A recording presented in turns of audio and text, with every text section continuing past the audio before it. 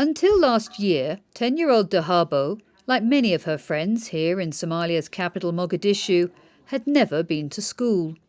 But these days, she gets up as usual before dawn to do her chores, but then joins a growing number of Somali children who make their way to the classroom. This is thanks to the government's Go to School initiative, which is providing free education for the first time in more than 20 years. Dahabo's father died in fighting, and her mother has struggled to bring up 3 children. But when she found out the schools were free, she sent Dahabo to Bondera Primary School in Mogadishu. I used to stay at home, but I always wanted to go to school. When school became free, my mother brought me here. I thought that in school they only teach the Holy Quran, but here I'm learning many subjects like science, Arabic, Somali, English, maths and social studies.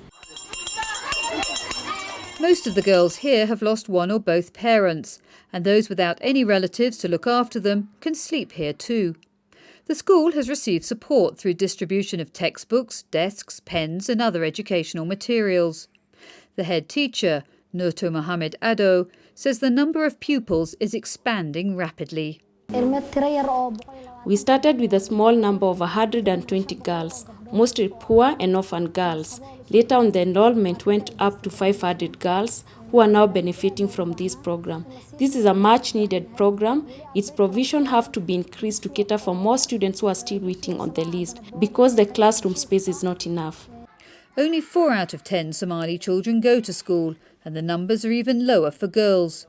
The Go to School program is supported by UNICEF and generously funded by various donors, including the European Union, USAID, the UK's Department for International Development, or DFID, the Danish International Development Agency, or DANIDA, and the Global Partnership for Education. The initiative was launched last year with the aim of getting 1 million children and young people into school in 3 years.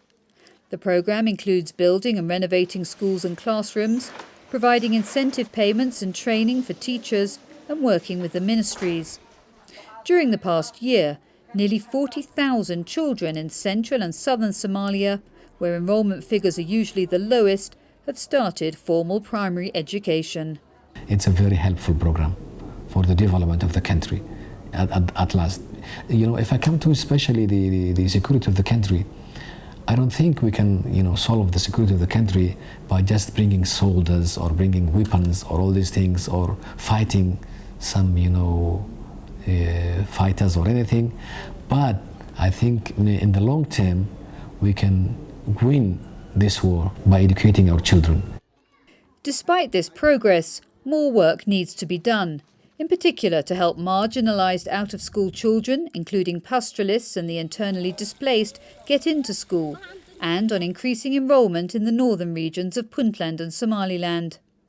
But children, parents, teachers and the authorities all agree that all Somali children have the right to education, and this holds the key to Somalia's future. This is Susanna Price reporting for UNICEF Somalia. For more information, go to www.unicef.org. Unite for Children.